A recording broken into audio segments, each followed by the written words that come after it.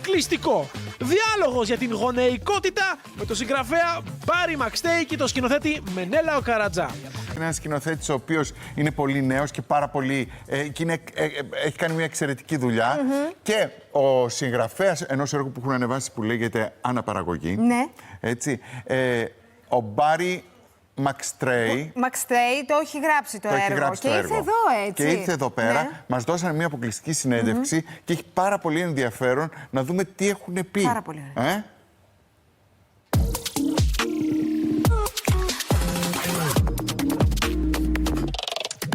Βρισκόμαστε στο στούντιο Μαυρομιχάλη, το θέατρο της Αθήνας που βρίσκεται στα Εξάρχεια και είμαστε εδώ λίγο πριν από την παράσταση Αναπαραγωγή.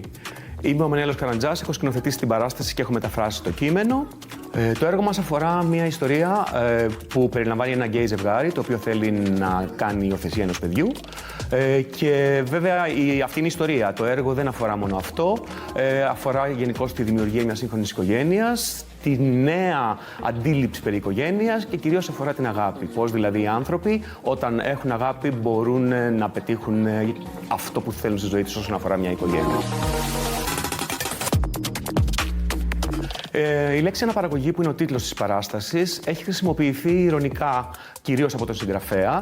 Ο αγγλικός τίτλος είναι Breeding, ο οποίος έχει διάφορες μεταφράσεις στα ελληνικά, αλλά στη συνεργασία με τον συγγραφέα επιλέξαμε την έννοια της αναπαραγωγής, γιατί είναι ακριβώς κάτι το οποίο δεν θα φανταζόταν κανείς ότι είναι η κανονική διαδικασία για ένα γκέι ζευγάρι. Αλλά παραμένουμε σε αυτή την ηρωνία και σε αυτό το γεγονός ότι τελικά οι επόμενες γενιές, δηλαδή η δημιουργία μιας οικογένειας, δεν είναι τελικά αποτέλεσμα μόνο αναπαραγωγής.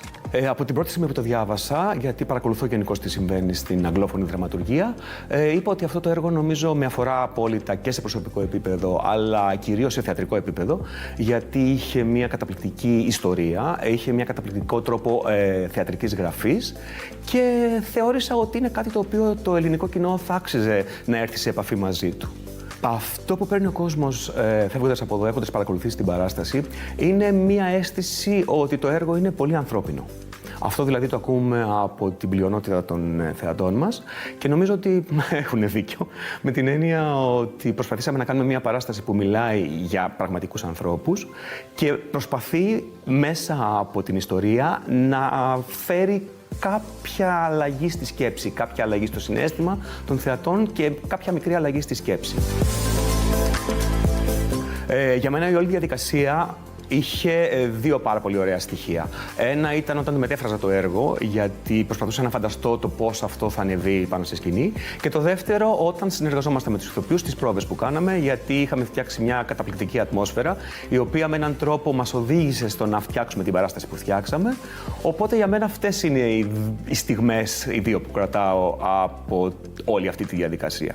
Θα έλεγα ότι αυτό που θα θέλω να μοιραστώ με το κοινό είναι το γεγονός ότι ακόμα και σε τέτοιες παραστάσεις που είναι, επαναλαμβάνω, μικρής κλίμακας, νομίζω ότι υπάρχουν στοιχεία που θα μπορέσουν να ανοίξουν δρόμους στο μυαλό των ανθρώπων.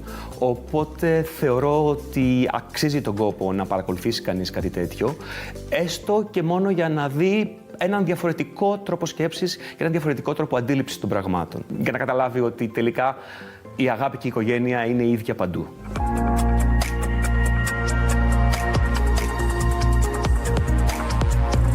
My name is Barry Maxtay. I'm a writer and actor from Ireland who lives in London, but I'm here in Greece in Studio Mavromichali because I am the writer of the play Anaparagoyi, otherwise known as Breeding in English, and I'm visiting to see the play being performed in Greek. I'm going to get to see a new cast and in a different language as well, so it'll be interesting to see how much I recognise and what the differences are, how an audience in Greece reacts differently to an audience in the UK, how Greek actors take this story, which is still set in London, and make it their own. I started writing the play a year after I got married. I got married in 2015. Ireland legalised gay marriage that year. And I had friends who had adopted children as gay couples, and I had other friends who had to have children the non-traditional way. And as soon as you can't have kids the way that most people get to do it, there's lots of complications and barriers, and those are complications and barriers that are almost always there for gay people and queer people.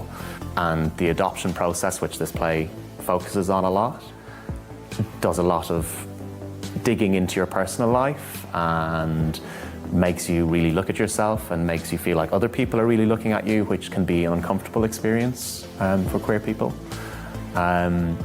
So initially, I was inspired by the situations my friends had been through, the stories they told me about being asked very invasive questions about their sex lives, how safe their home would be, questions which are very important, obviously, but can bring up a lot of difficult feelings for people who are put in that, being put on the spot.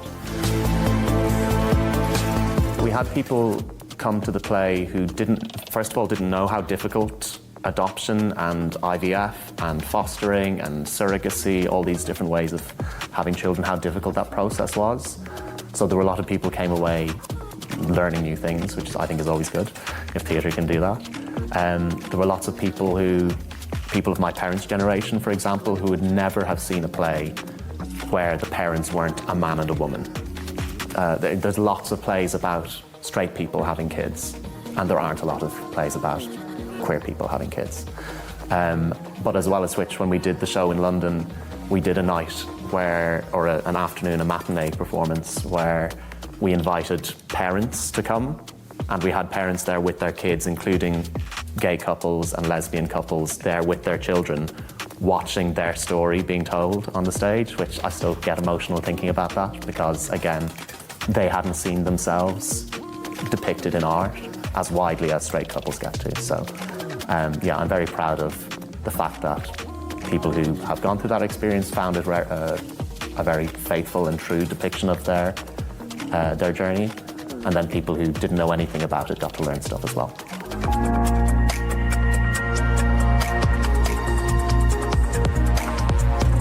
Στην παράσταση παίζουν ο Γιώργος Κοσκορέλος, ο Δημήτρης Τσιγκριμάνης και η Χαρά Φιούρη. Τα σκηνικά είναι του David Negrin, τα κοστούμια της Ευελίνας Δαρζέντα, οι φωτισμοί του Σάκη Μπιρμπίλη, πρωτότυπη μουσική έχει γράψει ο Οδυσσέας Πούλος και βοηθός σκηνοθέτης στην παράσταση ήταν ο Ερίκος Τερωτιώτης.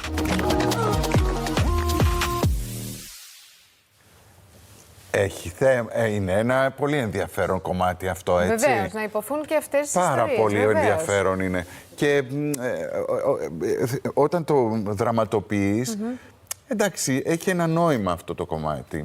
Γι' αυτό πιστεύω ότι ήρθε και ο ίδιος ο συγγραφέας εδώ στην Ελλάδα, να δει και πώς έτσι το κοινό. Ήρθε και εδώ και μίλησε στο κοινό που πήγε να δει την παράσταση τώρα, τη Δευτέρα νομίζω ήταν που μας πέρασε, 16 του μήνα. Έχει άλλες 6 παραστάσεις στο στούντιο Μαυρομιχάλη. Δευτέρα και Τρίτη. Έτσι, να πάμε να το δούμε όσοι θέλουμε. Μέχρι τις 31 του Μάρτη. Μάλιστα. Λοιπόν, ευχαριστούμε πάρα πολύ τον Μενέλαο Καρατζά. Ευχαριστούμε πάρα πολύ. Έτσι. Να είσαι καλά, Μενέλα. Ευχαριστούμε πάρα πολύ. Λοιπόν, πάμε διαφημίσεις και αμέσως μετά τα νιάτσα να κλείδουν εδώ κοντά μας. Έλα, πάμε.